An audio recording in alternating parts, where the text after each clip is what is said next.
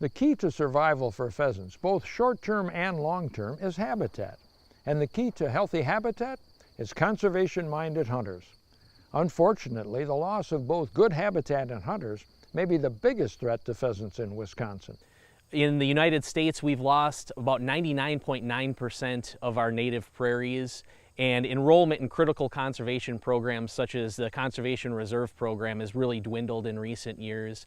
Nationally, we've lost somewhere in the neighborhood of 15 million acres, and here in Wisconsin, we've lost about 500,000 acres of CRP since the peak in the mid-1990s.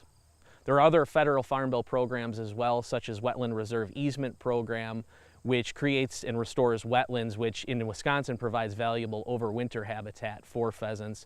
There's also the Environmental Quality Incentive Program, or EQIP as it's known, which pays incentives to farmers to improve farming practices as well as create or enhance wildlife habitat. Weather can certainly impact pheasants as well. Harsh winters, for example, can lower annual survival rates for pheasants.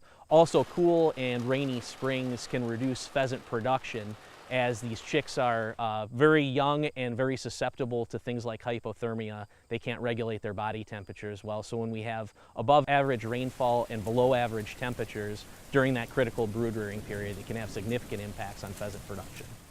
The impact of predators is oftentimes felt in areas where there's other more serious underlying issues as well, habitat loss, for example. So in an area where the amount of available pheasant habitat is shrunk, the birds that are there are consolidated into a smaller area and are therefore more susceptible to predators. Pheasant populations are able to withstand pressures of predators because they produce a lot of young. So evolutionarily, they've adapted to the presence and pressure that it's put on them by predator populations.